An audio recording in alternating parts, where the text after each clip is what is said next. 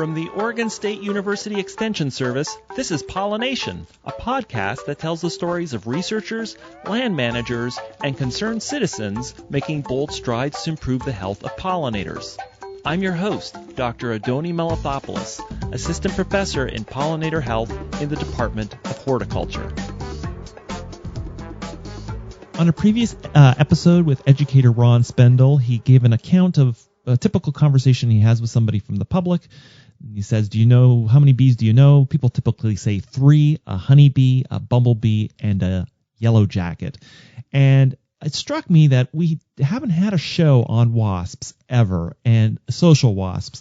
Well, this is about to change. I met Megan Asche when I was last up at Washington State University. She's a PhD candidate in the Department of Entomology at WSU. Megan has a fascinating research project focused on Polistes wasps. Those are the wasps, the paper wasps, and they're a fascinating group of wasps. For one thing, they're social, but all the individuals, the queens and the workers, are all the same size. But also, as she explains, these nests are completely exposed. There's no covering, so you can observe the behavior really well. She's also going to get into the other social wasps we have in the Pacific Northwest, the difference between a yellow jacket and a hornet, which I know is on everybody's minds these days, but also her work has a kind of connection to space flight, strangely. And I know we've recently had the Falcon 9 rocket go up to the space station. So this is going to cover everything you ever wanted to know about wasps and more with Megan Asche this week on Pollination.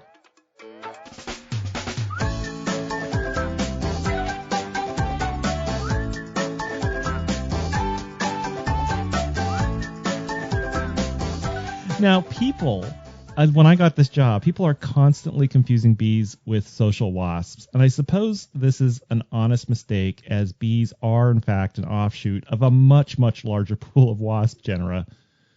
But I imagine this comes with considerable confusion that there is actually diversity in the social wasps. Everybody thinks about yellow jackets. Can you walk us through the different social wasps in the Pacific Northwest and sort of like the way in which their social behavior is not also one thing, how variable it is?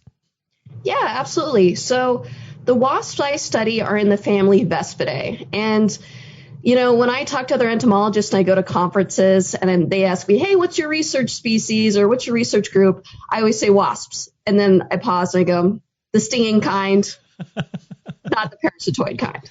Okay. In the family Vespidae, we have an entire range of levels of sociality going from completely solitary to highly, highly social. Really? Meaning that we have wasps that behave very, very similarly to the solitary bees, so things like andrenids and halictids. Uh-huh. And we have wasps that are social to a level that we would equate them to something like, say, a bumblebee colony. I always kind of compare them to bumblebee colonies because their cycles are very, very similar. Uh-huh. So in the highly social category in the family Vespidae, we're looking at things like yellow jackets, hornets, and paper wasps, which is the group that I study. Okay. So in the Pacific Northwest, we have yellow jackets and we have paper wasps. We do not currently have any established. So the introduced species that everybody's talking about, Vespula mandarinia. Yep. Mandarinia is just kind of has shown up. We wouldn't consider that to be an established hornet here. And we do have a yellow jacket species that we call hornets, but they aren't, which is Dolicha Vespula maculata, the bald-faced hornet. I see. That's yellow jacket. So if anybody asks you if they've seen any hornets, it's very, very unlikely here in the Pacific Northwest. Okay, so let me get this straight. So even that black and white colored social insect is technically much more related to yellow jackets. It's not technically a hornet. Oh, I see. All right. So there's 2 genera of yellow jackets in the Pacific Northwest. We have Dolicha vespula, which are broadly the aerial yellow jackets, and we have Vespula, which are more ground nesting yellow jackets. The bald-faced hornet is an aerial yellow jacket. I see. Okay. Mm-hmm. All right, but keep going. Yeah. So going back to their social systems. So yellow jackets here in the Pacific Northwest are on an annual colony cycle. very, very similar to bumblebees. So what you see is the new queens that are produced at the end of the summer season in the fall mate, and then they're the ones that overwinter. And once it warms up and it's spring again, they come out of hibernation, forage for a while, begin a nest, and then start the colony cycle from the beginning. What's interesting about them is the queens are very large and can often have distinct coloration, very similar to bumblebees. And the workers are fairly diminutive and could have a totally different coloration, Really? very similar to bumblebees. I'll be darned. And the males as well, can they look even different? Is there? Yeah. So we can actually tell the difference between male vespid wasps and females very easily because of their antennal length. So their antennae are often longer and kind of curly. And besides the usual, like, how do you tell the difference between male and female stinging insects? The males don't sting. So they'll often have a different kind of tip of their abdomen will have things like claspers. So they'll have something there that just looks slightly different than a female's abdomen. So the Polistes paper wasps, which are also social, are also eusocial. So they're like yellow jackets in that way. They're also on an annual colony cycle, but there's a very distinct difference between them and the yellow jackets. And that is the fact that the queens and the workers look almost identical. They don't have different coloration, and they're frequently not a different size. You might see a slightly larger one, but us as humans that can't rely on pheromones to differentiate between them, we can't tell the difference for the most part. And yeah, so the way we can tell if a yellow or a paper wasp is in fact a queen is you can actually dissect them out and see those ovaries, how big and developed those ovaries are, and whether or not she has sperm in the spermatheca. That's like the easiest, most definitive way to tell if a specimen is a queen. Granted, you have to kill the animal in order to do that, but that's kind of the easiest way to be able to tell. That's fascinating.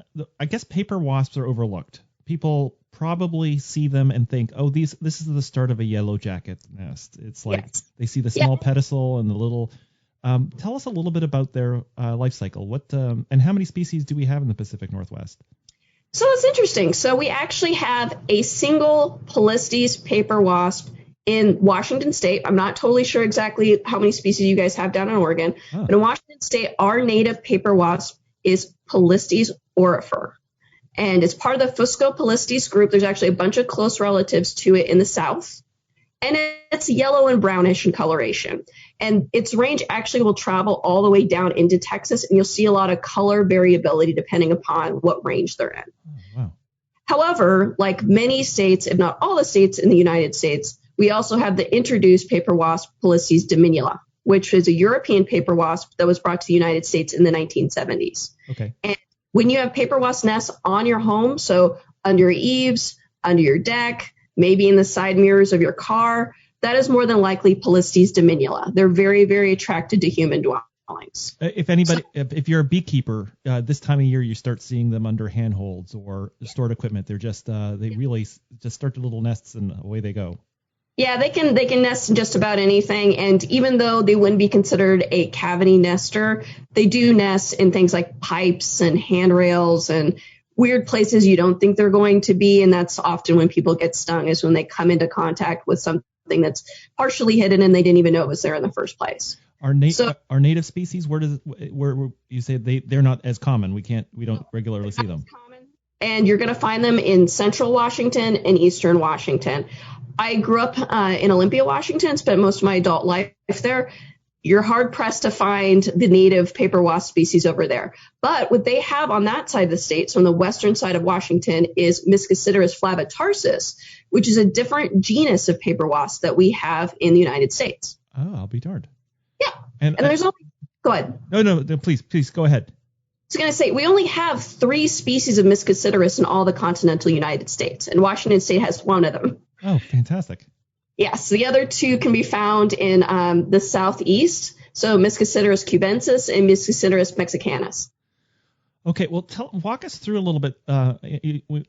We're familiar with the introduced European species. I think all of us have seen it at some point or other. But walk us through how these nests are formed. And you said they're like bumblebees, so there's presumably a mated queen that starts the whole thing. Walk us through their life cycle.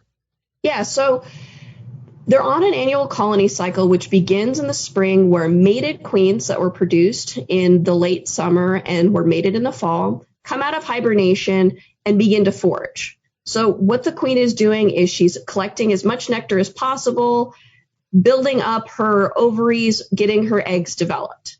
Once she's foraged for a certain period of time, she'll begin collecting paper fiber, wood fiber in order to produce the beginnings of her nest, which is go ahead. Back up a sec. What does she eat?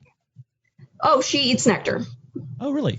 Okay. Yeah, absolutely. Okay, yeah. so she takes a little bit of fiber and she starts a little. Okay, keep going.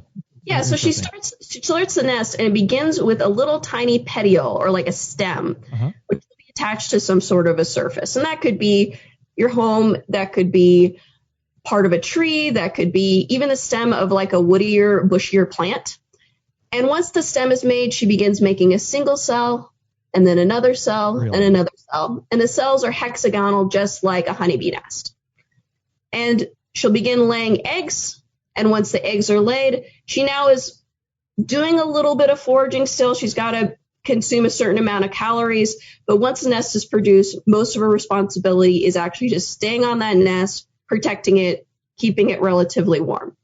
What's interesting about Polistes paper wasp, which is different than some social insect species, is that Polistes paper wasp will either begin a colony as a single queen or a cohort of multiple mated queens. Huh. Yeah. And the queens don't have to be related to each other, but they'll start the nest together as a cooperative. But ultimately, the larger or more dominant queen will become the alpha queen, and she gets to lay the eggs, and the other queens will become beta queens or subordinate queens.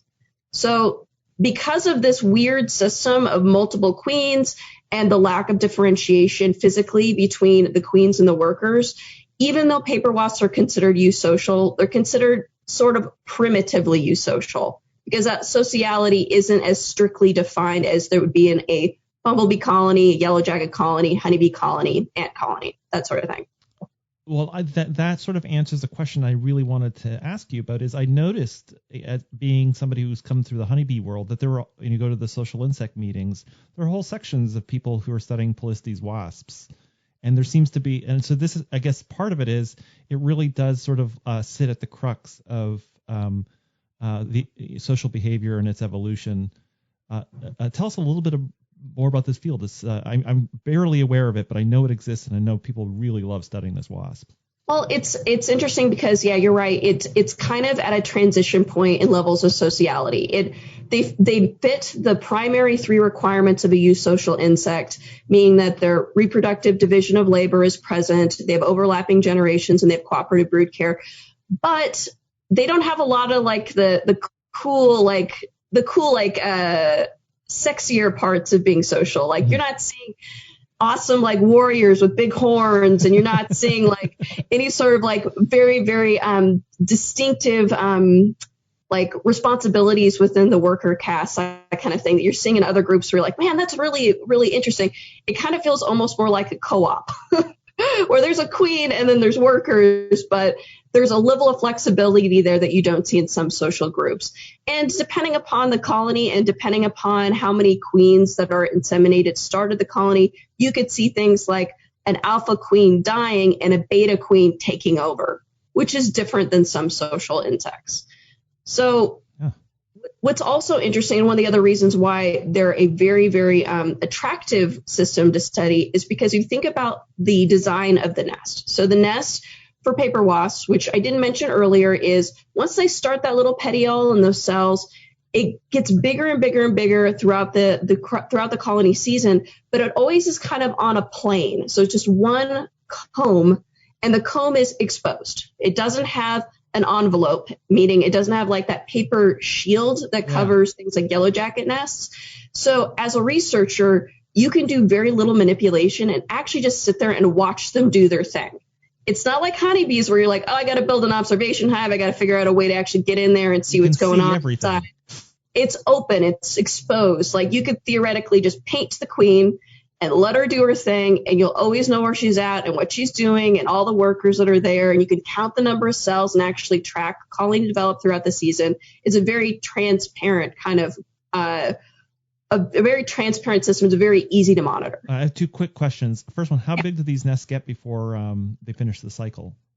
That's a really, really good question. So here in the Pacific Northwest, you'd be hard pressed to find a colony that had more than, I don't know, 50. That would be a huge paper wasp colony to have that many workers on at one point. When a lot of my research is actually done down in Florida, where I'll actually travel down there to collect nests there. You're going to see wasp nests that are at least twice that size, but it's very, very small, very, very small, especially in comparison to something like yellow jackets, which could have hundreds or thousands of individual workers at any one time, or a honeybee colony, which can have 20 to 50,000 individuals at one time. So it's a pretty small group. The other thing is, whenever I've encountered them, they're really gentle. Like they really don't freak out. They kind of hide or cower when I. Yeah. Is that their? Yeah. Yeah. So paper wasps exhibit very distinct defensive behavior, and they'll do defensive behavior way before they even think about flying off the nest and stinging you or getting close. Okay. So what you'll see is things like vibrating of the wings, posturing with their abdomen sticking up in the air, like kind of like a prancing around the nest, like trying to make themselves as visible as possible so that you don't want to get anywhere near them and they don't have to get off of the nest. So for myself, coming from a research background with honeybees, it's a very, very different defensive systems. I mean, if you think about it, honeybees have a whole bunch of workers that they've got to like as part of their team. There's a large defensive structure there. So if honeybees need to, they can fly out and sting you if they have to. We've got a very small colony system here with paper wasps. Every individual is incredibly valuable. So for myself, when I go out and I collect live wasps, which I have to do for my behavior research, I will collect whole nests. So I will actually go out there, extract an entire nest with all of the workers on it, bring them back to the lab and use them for experimentation. Do I get stung a lot? No. I wear a bee jacket the same way I would if I was beekeeping. But what I tell people is that for when you work honeybees, you get an angry colony, they might follow you out of the yard. Like it might take a while for you to finally shake them all off if you've upset them in some way. For paper wasps, it almost feels like somebody just took a handful of jelly beans and just threw them at your mask and then they're gone. They might have an initial attack and then they bolt and you don't see them anywhere. They will just disappear. And then if you go back later to where the nest was, all the ones that disappeared will be there trying to rebuild the nest. And you can collect them later. But there's one initial sort of attack and that's it. Okay. Well, that's fascinating. I guess so you've got this nest and it grows up and I know what I was going to ask you. That was what was. So you talked about often with a lot of these social insects, they're really hard to study outside of their context. But you talked about picking up the nest and establishing it in a place presumably in a lab. Oh yeah. So I personally don't do that. I do know people that do actually maintain paper wasp colonies either in a cube like a bug dorm or in a greenhouse. But the way I handle my research is I'm not looking at colony development. So I don't need to maintain the colony as the same working structure it was to begin with. I collect live wasps and I try to run behavior research on them as quickly as I possibly can. So they're as close to their normal kind of behavior as they can be. And I'm running tests on individual adults. So what I do is I collect a bunch of wasps and it can be, so typically in the lab, I maintain between 500 and 2,500 live wasps that I'm caring for. And once I collect the nests, I put them in the fridge for a little while, slow them down, and then using forceps, we'll sort them by species and by sex. And then all of them of the same species and the same caste go into a bug dorm and they all cohabitate. And that's the other thing that's kind of interesting to talk to people about when it comes to paper wasps is that it's a mixed box. So it's all different nests, all different families, not necessarily sister colonies, and they cohabitate very, very peacefully. Cohabitate means rear a nest together? No, meaning that they can live together in captivity with no aggression, and they will live that way peacefully as adults for as long as I pretty much want to keep them. So, well, perfect. That sets things up really nicely for us to talk about your research. So let's take a quick break. We'll come back and let's dive deep into the research you're doing on Polistes wasps.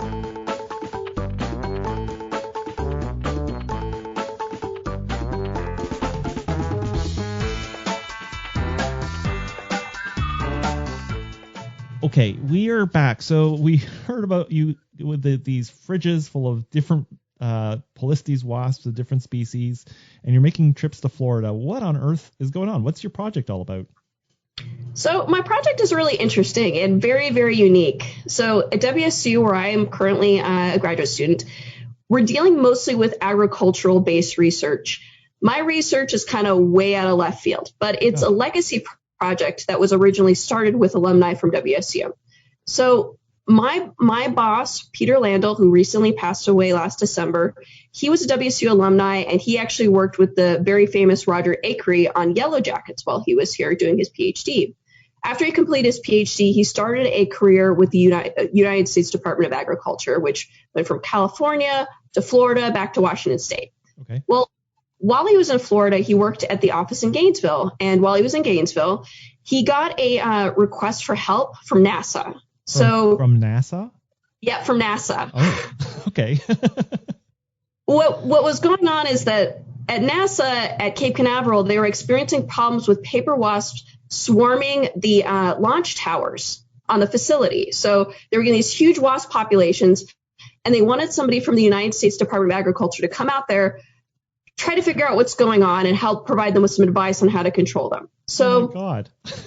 Yeah, totally weird. And so Peter Landelt and his friend, Dr. Hal Reed, who is also a WSU alumni, started a road trip around Florida in like 1990. So they're going from different large tower structures in Florida all over the state, collecting paper wasps and trying to determine what species are swarming at these towers and what's the actual cycle. So when are they showing up? When are they leaving? What casts are there? And what Pete and Hal found out is that there was a whole bunch of paper wasps coming to these towers in Florida around October, and what you'd see is males. So these males would start swarming the towers, and they would be performing what is essentially a lekking behavior. So if you're familiar with bird behavior research, you know the idea of a lek. So these males are coming to these towers and essentially establishing a territory where they land at different areas and defend their little spots. But the paper wasps actually do this for like a month. So the males will be there for a month before these new queens that need to mate even show up. Oh, really? Yeah, so the males are just hanging out. Huh. And so once the queens show up, the males and the queens mate, and the males die, which is, kind of a very typical social hymenopterous cycle. And now these new queens, which are mated, instead of leaving, will actually stay at the towers or hibernate on the towers, or they'll try to get in the towers and hibernate inside. Oh, my God. And they hibernate in clusters. So it's not just like one wasp stuck on a window. It's hundreds of wasps cuddling together on the side of these buildings or trying to get inside the buildings. And this actually creates a serious problem depending upon what the towers are. So my research is funded by the United States Air Force, which has a problem with these wasps because they're clustering on air control towers and they're getting into really expensive equipment and breaking it. I'll be darned. So my research is a legacy of this original research, which was published in 1991 with Hal Reed and Peter Landelt. And what we're trying to do is develop kind of unique ways of controlling paper wasp populations. And the reason why it's kind of a unique problem is that we have yellow jacket traps on the market. Yeah. They use peptobutyrate, which is an attractant inside of them, and it works pretty darn well. That chemical does not attract Polistes paper wasps. What is the chemical mimicking? I believe it's a sex pheromone. To be honest, okay. So they've got this chemical in the traps, and we've seen them all, those yellow traps. It's the main chemical that's used in almost all the commercial traps. So some graduate students sometime figured this out, that this was an attractant, and it's been in the traps, and it works but it doesn't work for Polistes. No, it works for yellow jackets. Okay. So what I'm doing is I come from a lab. So Peter, my advisor, was primarily a chemical ecologist. So he was very interested in isolating chemicals and building lures for them for commercial purposes. While I am working on the project derived from his work, I'm not a chemical ecologist. I'm more of an ethologist. I'm curious about how well paper wasps can learn. What's an ethologist? behavioral scientists. Okay, gotcha. All right, thanks. So what I'm looking at is actually the associative learning behavior of paper wasps, which is a very basic scientific concept. I almost say like it's like the Pavlov dogs of wasps, where what I'm doing is essentially taking these wasps who receive a very neutral food product normally, which is unscented sugar water and regular water, and I'm inoculating that sugar water with an odor and exposing it to them for only 24 hours. And then after that 24-hour exposure time, I'm trying to measure how attracted they are to that odor. So how quickly were they able to associate an odor that they haven't experienced before with that food reward? Okay. And the idea is that eventually, if we find out that this is an effective way of teaching these animals to associate an odor with a food reward, perhaps instead of using something like a sticky trap or still trying to use those cylindrical yellow jacket traps, which you already know don't work, maybe we could be setting up some sort of a bait station in order to attract and manage these populations at the towers. Okay, so you're looking, the ideal compound for you is something that they're very attracted to, but that they learn quickly. They're less like, I need more of that. Yes, absolutely. Okay. So one of the ways we're kind of ensuring that is the types of chemicals that we're using right now are chemicals that can be found in plants. So we already know that they forage on flowers. So we're trying to find floral type of odors that they should be able to smell naturally. Because just like us, insects they can't smell everything. They're not sensitive to all types of odors. Can you back up a second? You did mention early on in the interview that when the queens come out, they feed on nectar. That's one of their main sources of getting energy to juice up their ovaries and get ready. What else do these? What else? So you'll see these on flowers for one thing, and what else do they like to eat? So adult paper wasps will feed on nectar their entire life. Okay. So it's not just queens, it's also the workers and a lot of males. You'll actually, at the end of the fall season when the males are active, you'll see a lot of males on flowers. And like I said earlier, they have very, very long curly antenna. It's really easy to tell which caste you're looking at. Okay. But anyway, so besides the nectar, paper wasps consume live insect prey.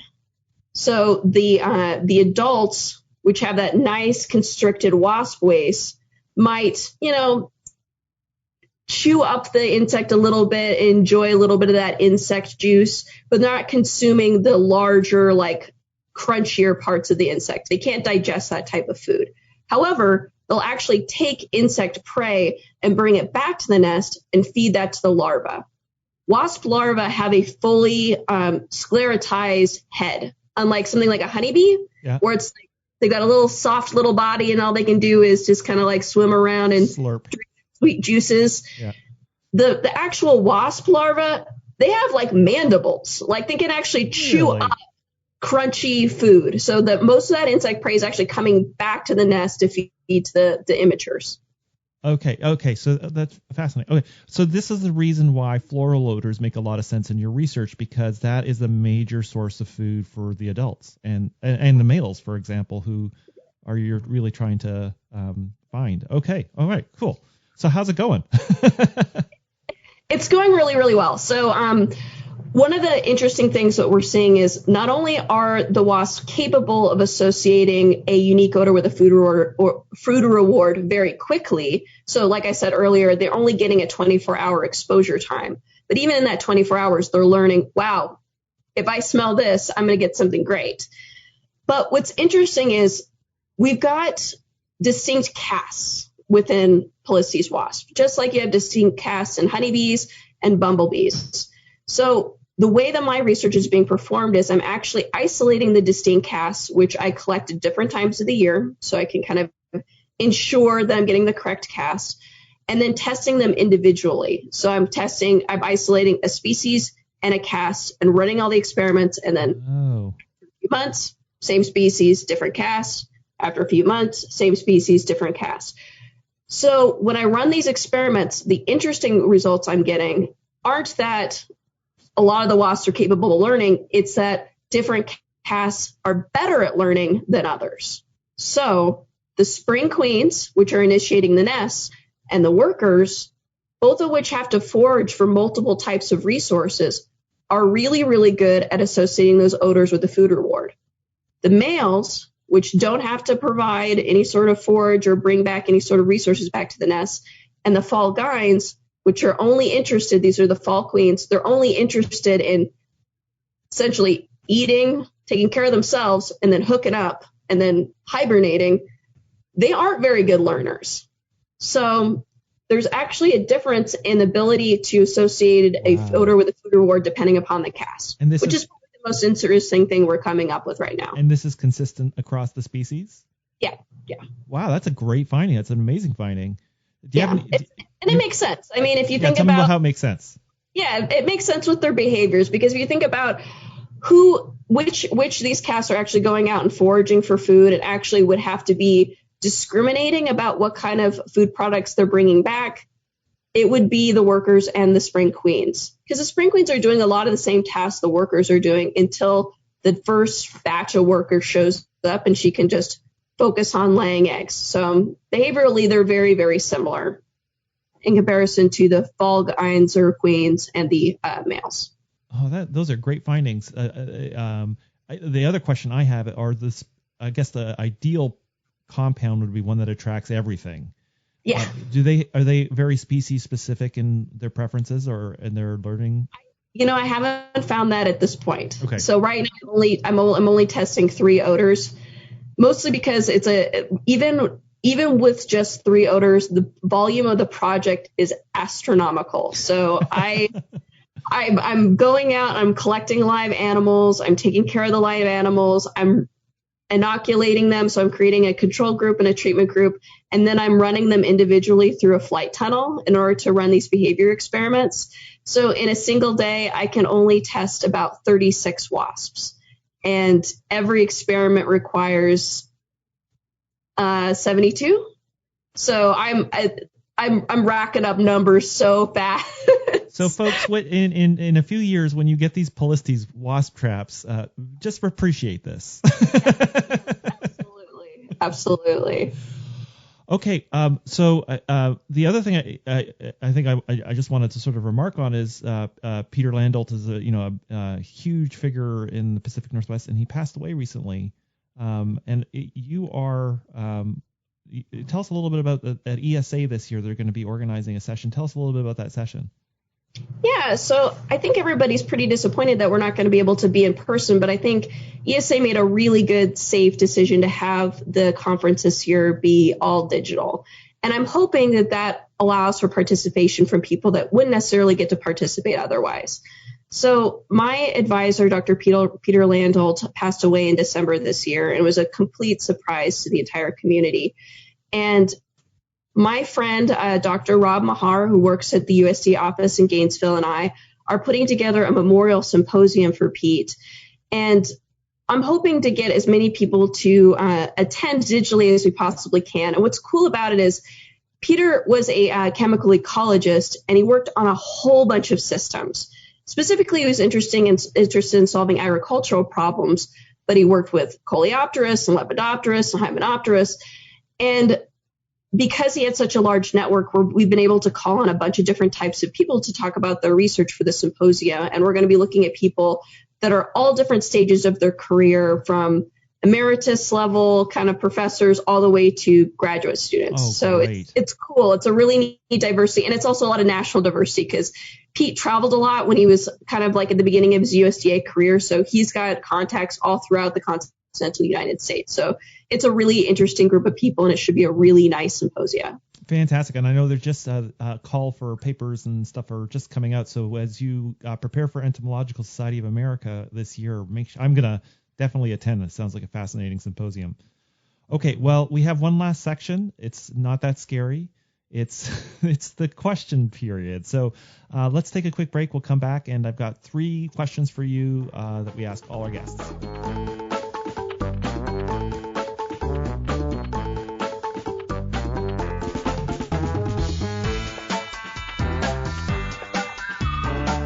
Okay, so we are back. I am so excited to have you at this session. We've never had a WASP person before, so this is like whole new territory.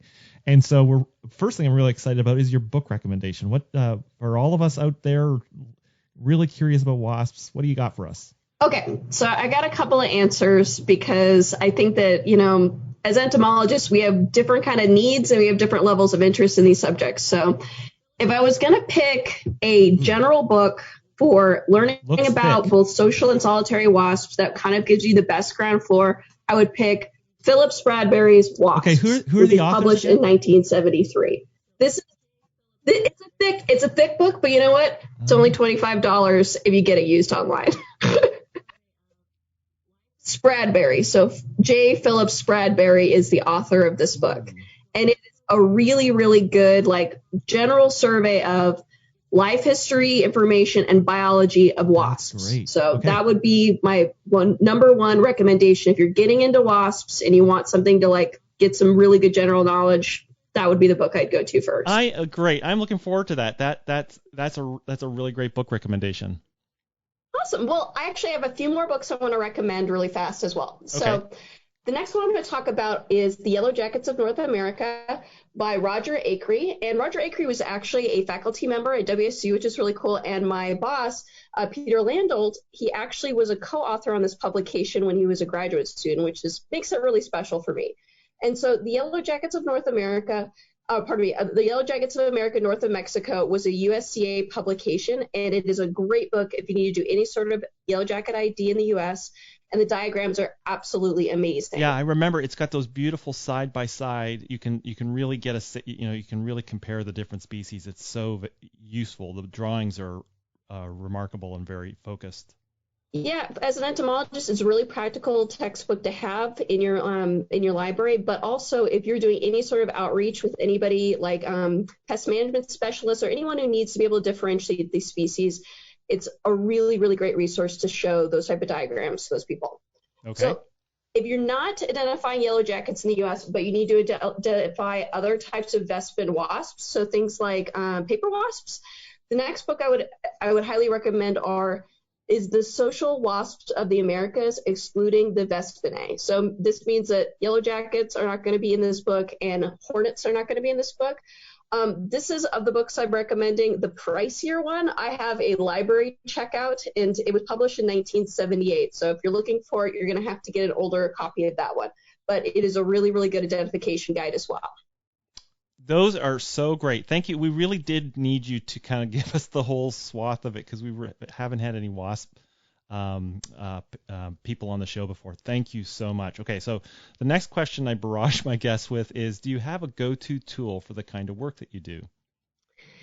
Yeah, so I would say that the type of research I'm doing is very, very hands-on, almost like kind of retro in its design. It's very practical. It's very observation-based. And since I am working with a lot of live wasps that need to be collected from the field, I'd say that the tools that I value the most are my collection tools. So that includes, I have a bee jacket with a hood attached, which I absolutely love, and I wear every single time I go wasp collecting because, you don't need to get stung for no reason. And when you're at a point in the wasp nest development, so usually at the middle of summer to late fall, you start having nests that have larger populations with more workers on it. And when I collect nests that are of a larger size, the tool that I rely the most on is probably Tupperware containers. Tupperware. Yep, because I will take an entire container. So I take the lid off the container, put on my bee jacket, and then go up to the nest and very, very quickly put the container over the whole nest. And then I'll take actually a spatula or some sort of sharp tool, scrape the nest off of the surface, and then quickly put the lid on this Tupperware container. And that way I have the entire nest with all the workers trapped in one little container, and then I can put that in a cooler to keep everybody calm and kind of slow until I can sort everything and put them in more permanent cages. So like when you go to HomeSense and you buy all these things, they're like, oh, this is a bit... She's making a lot of cookies. It's like, no. Exactly, yeah. When I go collect nests down in Florida, I usually go to a dollar store or a Dollar General and buy like 60 little tiny off-brand containers and have that just in the back of my car, so I'm ready for anything. It's really important because I think in research we use a lot of this stuff. Like we need inexpensive, and I remember in the old days when we used to buy things at the scientific supply place, and it's very expensive. But for a lot of these things, for collecting natural history material, you just need something that's that closes tight. Yeah, absolutely. And a lot of the tools I use in my experiments, while you can buy things like vials, kind of the more generic stuff that we all use at a scientific supply store, a lot of the stuff I use, I either have to buy at a hardware store, or I have to make it myself. I love that. Well, the last question we have for you is, and I'm going to bend this rule today. We usually say, what's your favorite pollinator species? But since we are so blessed to have a wasp guest on, what's your favorite wasp?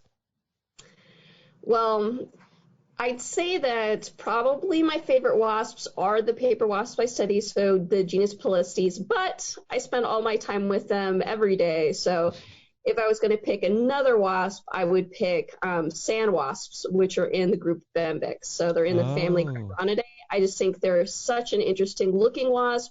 They have such cool behavior. They have these beautiful big eyes and cute little pointy faces, and they're just so much fun to see. And when I'm out field collecting and I see them on flowers, it's kind of a fun treat. I remember when I first saw them, I was starting out with bees. I thought, oh, this is a ground nesting bee, and I was so I was like so pleased because it's relatively large and it's so beautiful. I was like, man, I'm gonna be famous. Yeah, they're absolutely fantastic to watch. Well, thank you so much for taking time to record this with us. Good luck with your research. Sounds really fascinating, and we hope to have you on the show again. Thank you so much. Thank you so much for listening. The show is produced by Quinn Sin and Neal, who's a student here at OSU in the New Media Communications program, and the show wouldn't even be possible without the support of the Oregon Legislature, the Foundation for Food and Agricultural Research, and Western SARE. Show notes with links mentioned on each episode are available on the website, which is at pollination.podcast.oregonstate.edu. I also love hearing from you, and there's several ways to connect with me. The first one is you can visit the website and leave an episode-specific comment. You can suggest a future guest or topic, or ask a question that could be featured in a future episode. But you can do the same things on Twitter, Instagram, or Facebook by visiting the Oregon Bee Project. Thanks so much for listening, and see you next week.